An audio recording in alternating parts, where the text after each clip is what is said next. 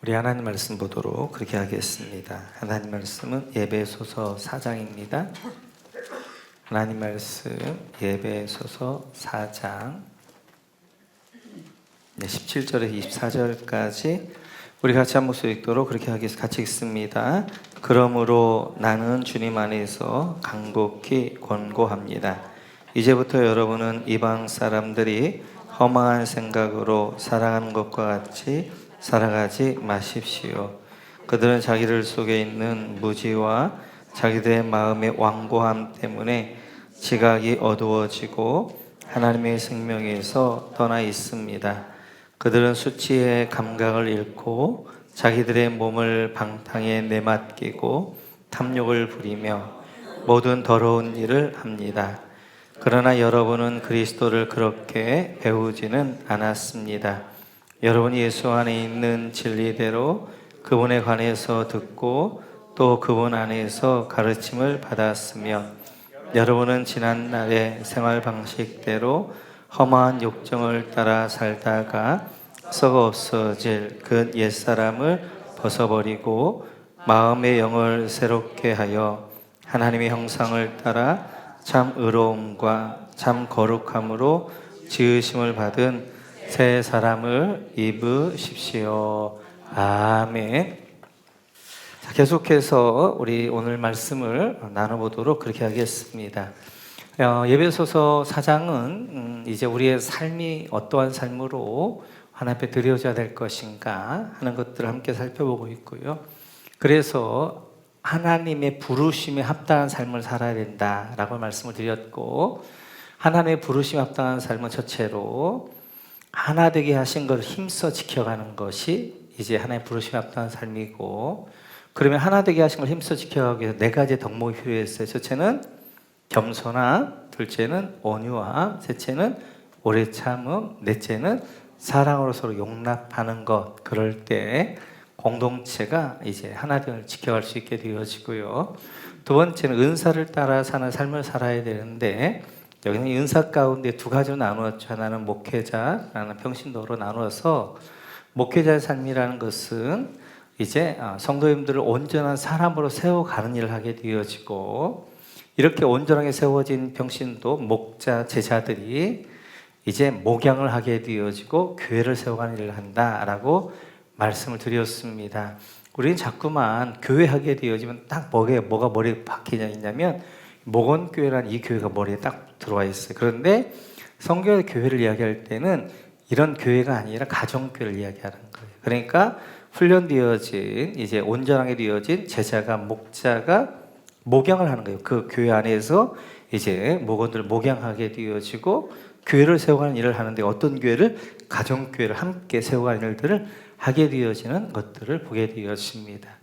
오늘의 부르심 합당한 삶 세 번째는 옛사람을 벗어버리고 새 사람을 입는 삶을 살아야 되는데, 그러면 옛사람을 벗어버리고 새 사람을 입는 삶이 어떤 삶인가 하는 것들을 함께 살펴보도록 그렇게 하겠습니다. 우리 한번 22절로 한번 가볼까요? 22절입니다. 같이 읽죠. 여러분은 지난날에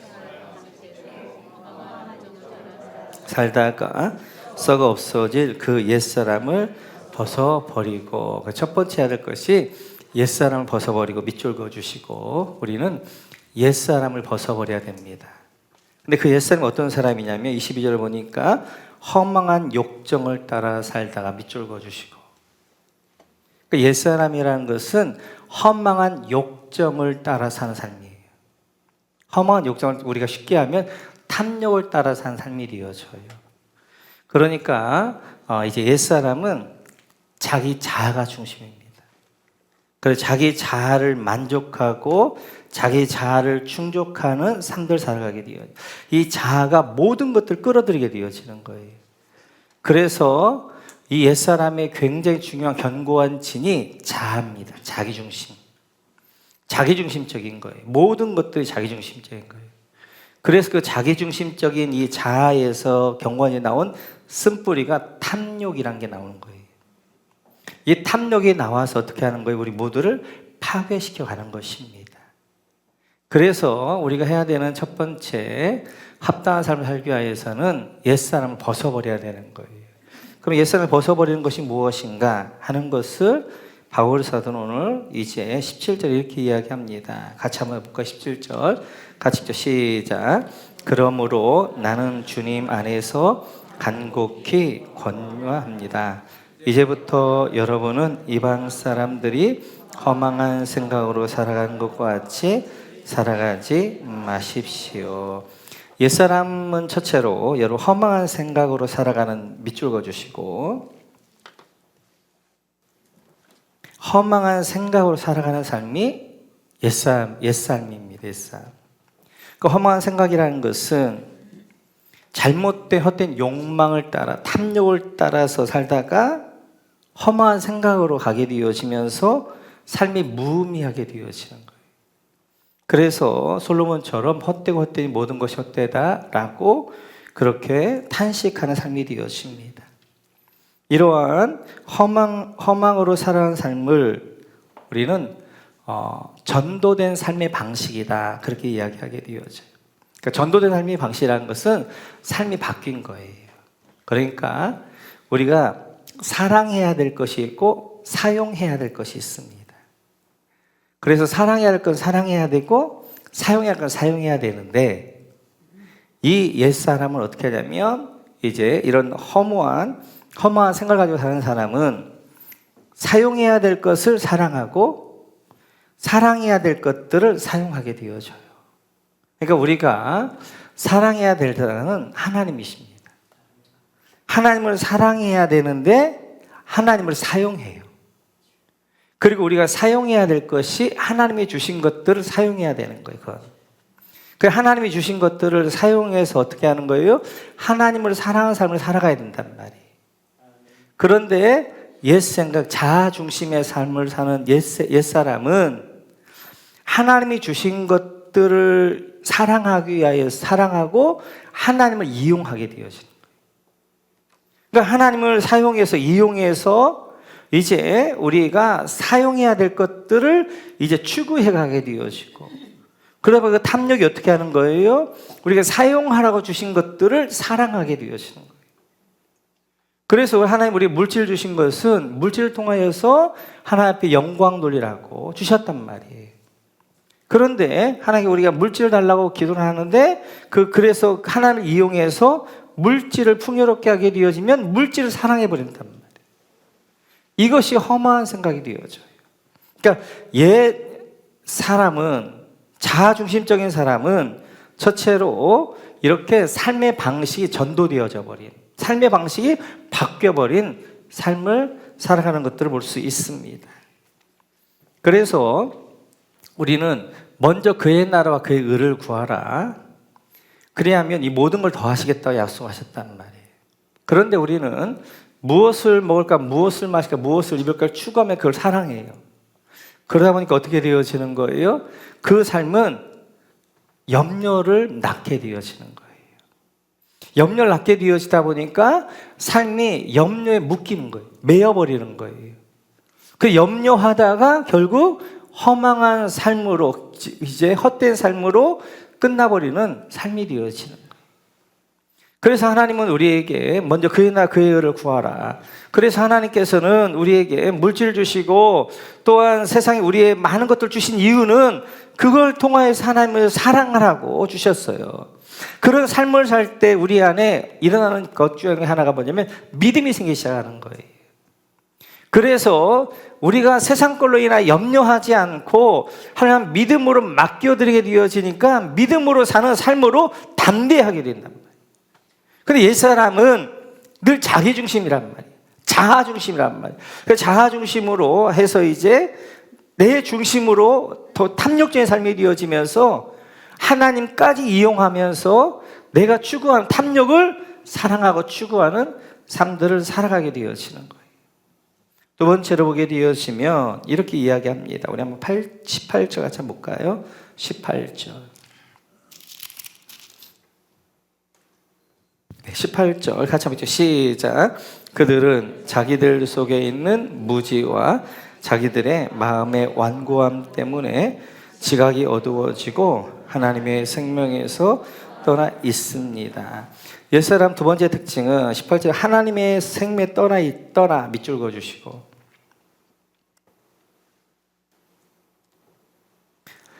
옛사람의 두 번째 특징은 하나님의 생명에 떠난 삶을 삽니다. 그래서 그들은 그 위에 보면 지각이 어두워지고 밑줄 그어주시고, 그래서 옛사람의 사는 삶의 특징은 두 번째로는 분별력이 없어요. 분별력이. 지각이 어두워지기 시작하는 거예요. 그러니까 참과 거짓, 생명과 사망에 대한 분별력이 사라지면서 분별력 없는 삶이 되었습니다. 그래서 사랑해야 될 것과 사용해야 될 것들을 분별을 못하게 되어지고, 그러면서 나를 망하게 하는 것과 나를 살리는 것들에 대한 분별을 못하게 되어지는 거예요. 내 자아 중심으로 탐욕으로 묶여가지고 내가 지금 이런 삶을 살게 되어지면 이게 내가 지금 사는 삶인가 죽는 삶인가를 모르게 되어지는 거예요. 그리고 그냥 그 욕망에 따라서 그걸 쫓아가는 삶을 살게 되어져요. 분별력이 없게 되어지는 거예요. 이제 그래서 하나님의 사람들이 중요한 것은 생각하는 것입니다. 생각하는 것. 사단이 하는 것 중에 하나는 생각하지 않게 하는 거예요. 바쁘게 만드는 거예요. 막 바쁘게 만들어서 생각을 빼앗아가 버립니다. 그냥 바람 쳇바퀴 돌듯이 막 바쁘게 살면서 어떻게 하는 거예요? 진짜 중요한 것들을 놓치고 살게 한단 말이에요. 놓치고. 그래서 이제 우리는 어떤 일이 있을 때마다 생각을 하셔야 돼요. 이게 사단의 미혹인가 하나님의 인도하심인가. 이제 물고기들이 좋아하는 것이 이 지렁이라고 그러잖아요. 그러니까 이제 낚싯바늘에 지렁이를 딱 매가지고 이제 이렇게 딱 던져놓는단 말이에요. 그러면 그 지렁이는 미끼란 말이에요. 그 지렁이를 통하여서 고기를 잡기 위해서 이제 하게 되어져요. 그때 그 내가 좋아하는 지렁이라고 딱 먹을 게 아니라 지렁이를 어떻게 해야 되는 거예요? 지렁이 잘 봐야 되는 거예요. 거기 뭐가 보이냐면 쇠가 보이는 거예요. 쇠가. 그 쇠를 따라 이렇게 가다 보면 막대기가 보이는 거예요. 막대기 따라 이렇게 가다 보면 어떤 아저씨가 보이는 거예요. 그리고 따라가다 보면 옆에 찌개가 끓이고 있는 거예요. 아, 지금 저 지렁이 이제 나를 저렇게 미끼를 해가지고 나를 잡아서 저게 매운탕 해 먹으려고 하는구나. 그러면 이걸 안 먹는단 말이에요. 근데 지각이 없으니까, 분별력이 없으니까 어떻게 하는 거예요? 죽는지 사는지 모르고 그 당시 그것만 추구하게 그 지렁이를 딱 먹다가 어떻게 되는 거예요? 매운탕이 되는 거예요. 사단이 그렇게 한 거예요. 사단이. 그래서 우리에게 사단이 미끼를 가지고 어떻게 하는 거예요? 우리로 하여금 분별력이 사라지게. 그래서 옛사람을 쫓아 사는 사람, 탐욕을 쫓아 살기 때문에 그 탐욕이 자기를 어떻게 하는 거예요? 이제 해서 결국 분별력 없는 삶을 살게 되어져요. 그렇게 분별력 없는 삶을 살게 되어지면 그 위에 보면 18절에 보면 무지 밑줄 그어주시고, 마음이 완고해지고 밑줄 그어주시고, 이렇게 분별력 없는 사람들은 하나님에 대해 모릅니다. 하나님에 대해서. 그리고 마음이 완고해지는 거예요. 강팍해지는 거예요. 강팍해지는 거. 그래서 지금 좋은 땅하고 길가마하고 차이는 딱 하나예요. 그러니까 좋은 땅하고 강팍한 땅하고 메마른 땅하고 딱 차이 하나예요. 그건 물입니다. 물. 그러니까 지중해성 기후, 특별히 팔레스타인 지역, 가나안 지역 땅을 보고 하셔야 돼요. 그 땅은 진짜 좋은 땅이에요. 왜냐면 거기는 장마 같은 게 없어가지고 이 땅의 기운들을 땅이 다 가지고 있어요. 그런데 그 땅이 왜 메마른 땅이 되느냐? 6개월 동안 비가 안 오는 거예요. 그러니까 그 땅은 푸석푸석한 메마른 땅이 되어지는 거예요.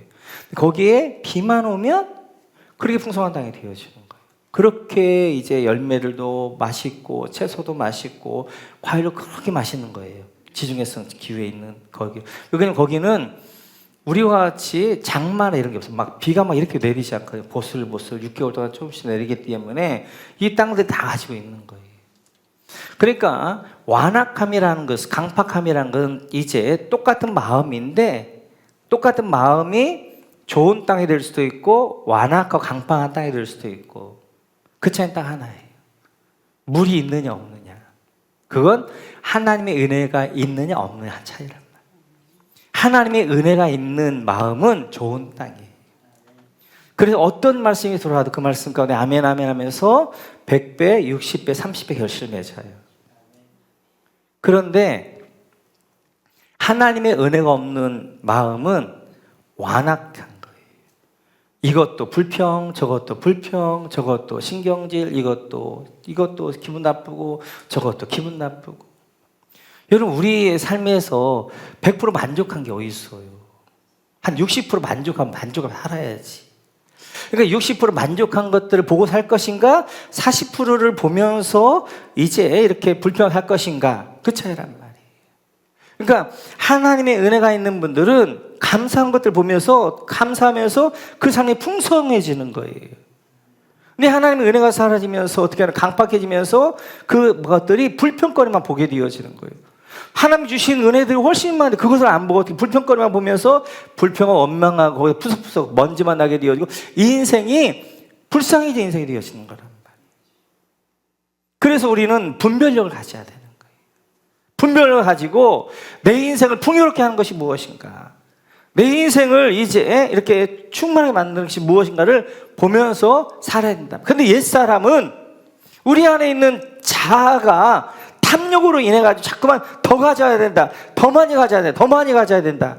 그러면서 어떻게 참 만족을 모르고 불평하면서 원망하면서 없는 걸로 인하여서 원망 살게 되어지는 거예요. 그러나 하나님의 은혜가 있는 마음들은 자족하는 마음이란 말이에요. 지금 주신 걸로 만족하면서 그 가운데 감사하며 살아간단 말이에요. 그러니까 하나님 그 감사한 마음에 또 다른 은혜를 주시게 되어 또 감사하게 되어지고 그런 믿음의 감사의 좋은 선순환들을 만들어가는 것들을 보게 되어져요. 그러면서 이제 19절에 보게 되어지면 옛사람의 특징이 또 나옵니다. 우리 같이 한번 19절 같이 읽어볼까요? 시작. 그들은 수치의 감각을 잃고 자기들의 몸을 방탕에 내맡기고 탐욕을 부리며 모든 일을 합니다. 그러면 이제 이렇게 옛사람, 그 사람들은 특징이 두 가지가 험한 생각을 가지고 살게 되어지고 하나님의 생명이 끊어진 자란 말이에요. 생명이 없는 자란 말이에요. 그 사람들이 맺히는 열매가 뭐냐면 첫째는 수치의 감각을 잃고 밑줄 그어주시고, 두 번째는 몸을 방탕 밑줄 그어주시고, 세 번째는 탐욕을 부리며 밑줄 그어주시고, 네 번째는 모든 더러운 일 밑줄 그어주시고. 옛 사람의 특징은 열매는 부끄러운 줄 모르는 거예요. 부끄러운 줄. 더 정확하게 알면 부끄러움이 전도된 삶을 사는 거예요. 진짜 부끄러워야 될 것들 부끄러워하지 않고 부끄러워하지 말아야 될 것들을 부끄러워 산단 말이에요. 우리는 진짜 부끄러워야 될 것, 하나님 앞에서 내 모습을 부끄러워야 된단 말이에요. 그런데 우리는 어떤 거냐면 다른 사람의 눈에 비친 내 모습을 부끄러워한다는 말이에요. 그건 부끄러울 것이 아닌 거예요.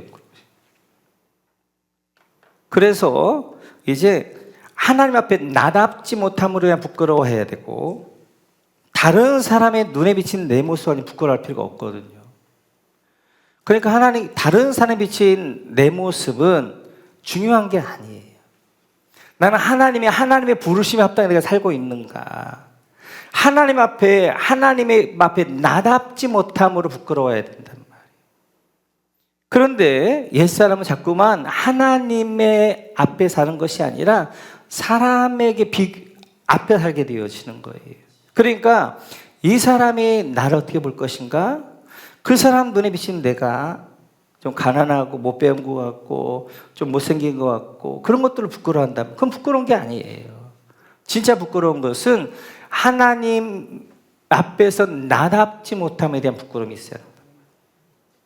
하나님이 우리를 부르셨을 때는 부르심에 합당한 삶을 살아야 된단 말이에요.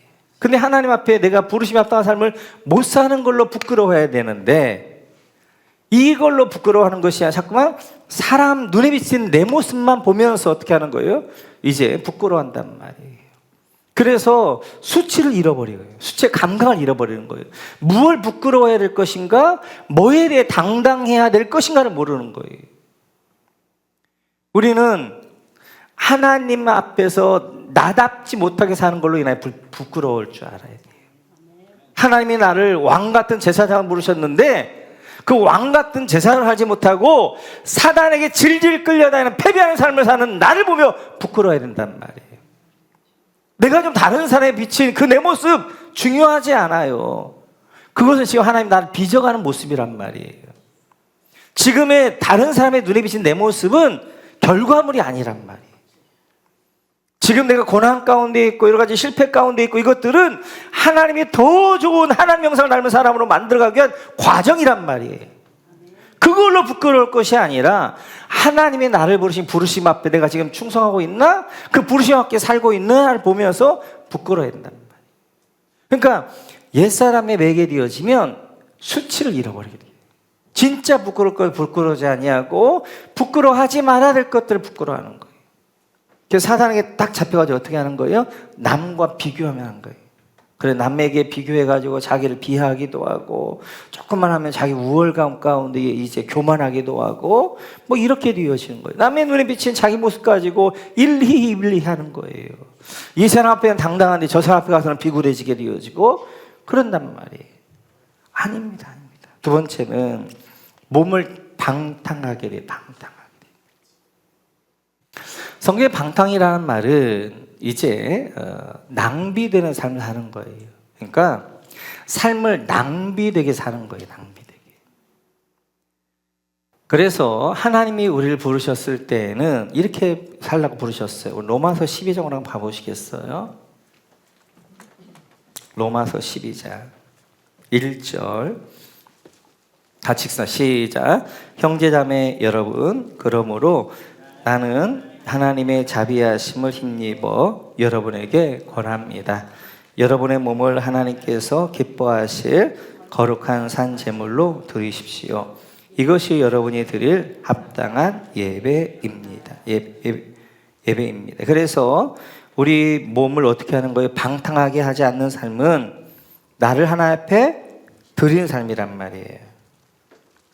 이것을 우리 뭐라고 헌신 그렇잖아요. 그러면 하나님 앞에 나를 드린다는 게 뭔가 그걸 2절에 설명하고 있는데 같이 읽어봐요. 시작. 여러분은 이 시대를 풍조를 본받지 말고 마음을 새롭게 함으로 변화를 받아서 하나님의 선하시고 기뻐하시고 완전히 뜻이 무엇인가를 분별하도록 하십시오. 헌신한 것은 어떤 일을 할 때마다 생각하는, 분별하는 거예요. 어떻게 분별하는 거예요? 이것이 하나님의 기뻐하시고 이제 하나님의 선하시고 기뻐하시고 온전한 뜻인가를 생각하며 분별하며 사는 것, 이게 헌신이란 말이에요. 그래서 우리는 이제 이렇게 헌신된 삶을 살아야 되는데 옛사람은 어떻게 하는 거예요? 방탕한 삶, 인생을 낭비하는 삶을 사는 거예요. 그 낭비하는 삶은 마치 이런 거죠. 이제 어리석은 부자 같은 거죠. 누가복음 12장 한번 보시겠어요? 누가복음 12장 같이 읽죠. 시작. 또 비유로 그들에게 말하여 이르시되 한 부자가 그 밭에 소출이 풍성함에 심중에 생각하여 이르되 내가 곡식 쌓아둘 곳이 없으니 어찌할까 하고 또 이르되 내가 이렇게 하리라 내 곡간을 헐고 더 크게 짓고 내 모든 곡식과 물건을 거기 쌓아두리라. 또 내가 내 영혼에게 이르되 영혼아 여러 해 쓸 물건을 많이 쌓아두었으니 평안히 쉬고 먹고 마시고 즐거워하자 하리라 하되 하나님은 이르시되 어리석은 자여 오늘 밤에 내 영혼을 도주로 찾으리니 그러면 내 준비한 것이 누구의 것이 되겠느냐 하셨으니. 네, 좀 더 보여주시겠어요? 앞에 보시면 16절을 보게 되면 하나님이 축복을 주셨어요. 많은 소출을 하게 하셨어요. 그렇게 풍성하게 하신 하나님 앞에 어떻게 생각해야 돼? 우리는 하나님의 선하시고 기뻐하시고 온전한 뜻이 무엇인가 분별해야 된다. 하나님이 이렇게 풍성한 소출을 주셨지? 이 풍성한 소출로 내가 이제 어떻게 하나님의 선하시고 기뻐하고 온전한 뜻이 무엇인지를 생각하고 그걸 사용해야 된단 말이에요. 근데 이 어리석은 부자는 옛 사람은 옛 자아에 묶여있는 사람은 탐욕적인 사람은 어떤 걸 가지고, 그래서 옛사람과 새사람의 차이는 뭐냐면, 옛사람은 자기 중심인 거예요. 새사람은 하나님 중심인 거예요. 옛사람은 자기 중심에 놓아서 자기 중심적으로 판단하는, 그런데 새사람은 어떻게 하는 거예요? 하나님을 중심에 두고 하나님의 뜻에 따라서 순종하는 거예요. 그래서 지금 오늘 이 사람에게 많은 수주를 주셔서 풍성하게 하셨고 성공하셨으면, 하나님이 나에게 풍성하게 주셨는가? 왜 성공하게 하셨는가? 그걸 생각해야 되는데, 이 사람이 어떻게 하는 거예요? 19절을 보게 되어지면 전부가 자기입니다. 내가 내 영혼에게 이르되, 이제 그 다음에 18절에 보니까 뭐라고 하니까, 내 곳간을 크게 짓고, 내가 이렇게 말하리라, 내 곳간을 더 크게 짓고 내 모든 곡식과 내 물건을 거기 쌓아두리라. 내가 내 영혼에게 내 영혼아 열의 쓸건을 두었으니 평안히 먹고 마시고 즐거워하자. 그래서 나란 말이에요. 나라고 하는 거예요. 그런데 그 밤에 20절에 보니까 하나님이 뭐라고 하는 거예요? 오늘 밤에 너를 찾아갈 것이다. 그것은 자기 것이 아닌 거예요. 그냥 아무것도 아닌 거예요. 그냥 그것은 다 이제 놓고 가게 되어지는 거란 말이에요. 이렇게 이제 헛된 삶을 살게 되어지는 삶이 자기중심적인 삶이란 말이에요. 하나님 앞에 갔을 때 아무것도 남지 않은 삶이 되어지는 거예요. 그래서 저는 늘 어떤 생각을 하냐면, 사탄이 우리를 방탕하게 만드는데 막 죄를 지으라 그러지 않아요. 우리의 삶을 낭비하게 만드는 거예요. 진짜 하나님 앞에 헌신의 삶을 살게 하지 않고 어떻게 하는 거예요? 무엇을 먹어, 무엇을 마시고, 무엇을 입고 낭비하게 한다는 거예요. 필요한 것들이에요.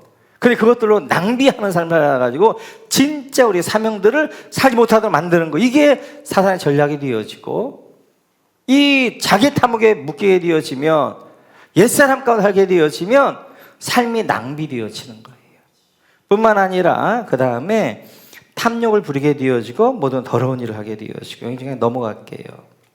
자, 그러면 우리는 이제 두 번째로 우리는 새 사람을 입어야 됩니다. 24절에 보시면, 24절 같이 읽어볼까요? 시작. 하나님의 형상을 따라 참 의로움과 참 거룩함으로 지으심한 새 사람을 입으십시오. 새 사람을 입으십시오. 밑줄 그어주시고. 그러면 우리는 옛사람을 왜 벗어버릴 것인가? 옛사람의 정체를 우리가 봤단 말이에요.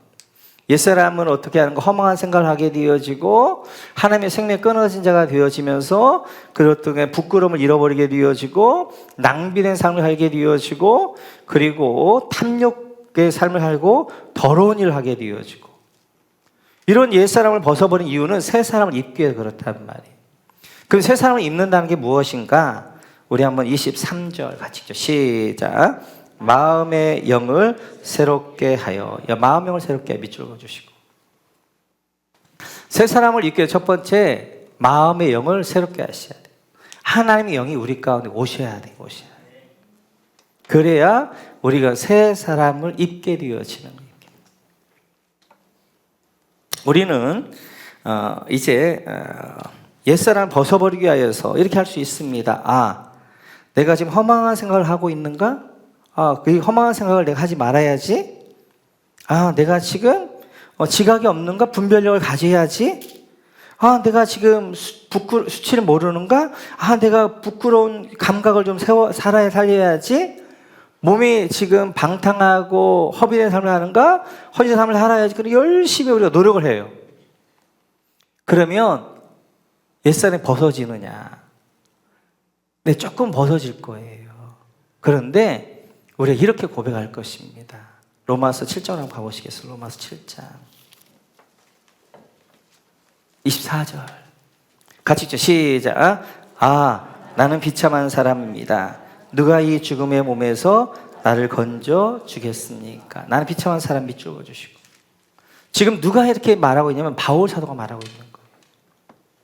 바울 사도가 자기가 너무너무 비참한 사람이라, 공고한 사람이로다, 그렇게 하는 거예요. 왜 이렇게 지금 이렇게 절규하고 있느냐? 21절부터 보게 되어지면 23절 이렇게 이야기해요. 같이 읽죠. 시작. 여기에서 나는 법칙 하나를 발견하였습니다. 곧 나는 선을 행하려고 하는데 그런 나에게 악이 붙어 있다는 것입니다. 나는 속으로는 하나님의 법을 즐거워하나 내 지체에는 다른 법이 있어서 내 마음의 법과 맞서서 싸우며 내 지체에 있는 죄의 법에 나를 포로로 만드는 것을 봅니다. 21절에 보니까 나는 선을 행하려고 하는데 밑줄 그어주시고 악이 붙어 있다는 거 밑줄 그어주시고. 그러니까 바울 사도는 열심히 옛사람을 벗어버리려고 했어요. 열심히 살고 딱 뒤를 돌아보니까 옛사람 그대로 있는 거예요. 자기는 막 하나님의 새 사람을 입기 위해 선을 막 행한다고 했는데 뒤돌아보면 죄밖에 없는 거예요. 그런 자기의 열심, 자기의 노력 가운데 지금 절규하는 것이 나는 비참한 사람입니다. 나는 공고한 사람입니다. 라고 그렇게 절규하는 거예요. 그러니까 이 죄란 늪에 빠져 있는데 그 늪에서 내가 이제 죄의 늪을 벗어나려면 열심히 막 발버둥 친단 말이에요. 발버둥 치면 칠수록 어떻게 하는 거예요? 죄 속으로 더 깊이 빠져들어가는 거예요. 지금 바울사가 그런 거예요. 자기 열심과 자기 노력으로 하나님의 새 사람의 삶을 살려고 그러고 옛사람을 벗어버리려고 한단 말이에요. 그래서 악을 벗어버려 선을 행하려고 막 열심히 막 그렇게 발버둥 치는데 점점 보니까 늪 속으로 빠져들어가더라고요. 그러면 자기가 절규하는 거예요. 더 이상 빠져들어가 이제 더 이상 노력하다가 안 되니까 어떻게 하는 거예요? 나는 비참한 사람을 절망하는 거예요. 포기하는 거예요. 그때 25절에 보면 예수님이 보이기 시작하는 거예요. 같이 시작. 우리 주 예수 그리스도를 통하여 나를 건져주신 하나님께 감사를 드립니다. 그러니 나 자신은 마음으로는 하나의 법을 섬기고 육신으로는 죄의 법을 섬기고 있습니다. 이렇게 절망 가운데 있을 때 그때 십자가 보이는 거예요. 예수님이 보이는 거예요. 그 예수 앞에 예수님 나 살려주세요. 이렇게 자기를 어떻게 하는 거예요? 포기하고 하나님 앞에 자기 손을 내밀었더니 예수님이 그를 붙잡으시고 그 죄의 늪에 건져주시는 거예요. 이렇듯이 우리가 옛사람은 이런 모습들이야. 그러니까 나는 내 안에 있는 옛사람 내가 벗어버려야 되겠다. 내가 벗어버려야 되겠다라고 하면 그 당시 조금 벗어줄 수는 있어요. 그런데 조금 시간이 지나면 또 제자료가 있고 또 제자료가 있고 또 제자료가 있다는 말이에요. 우리가 손에 상처가 나게 되어지면 이제 피가 나고 그러다가 딱지가 진단 말이에요. 딱지가 지면 그 딱지를 이렇게 막 뜯어낸단 말이에요. 뜯어내면 새살이 올라오나요? 안 올라온단 말이에요. 거기에 다시 피가 나면서 다시 딱지가 지게 되어지는 거예요. 그러면 이 딱지를 어떻게 하냐면 새살이 올라와서 딱지를 밀어내가지고 딱지가 이제 자연스럽게 띄어지게 되어지면 그 다음에 새살 나온단 말이에요. 마찬가지. 우리의 믿음 생활이라는 건 신비예요. 내가 노력한다고 그래요. 내가 딱지를 뗀다고 그래가지고 새살 나는 것이 아니라 새살이 돋아나야 딱지가 띄어지는 거란 말이에요. 마찬가지.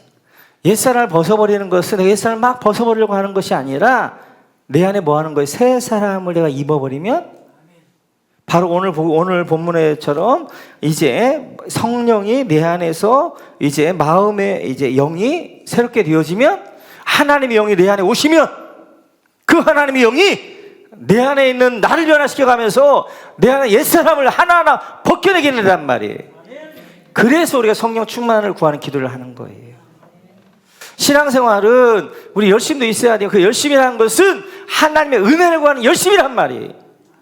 그리고 성령님이 내 안에 오셔서 충만함이 될 때 그 성령님이 내 안에 옛사람들을 변화시켜 가신 거예요.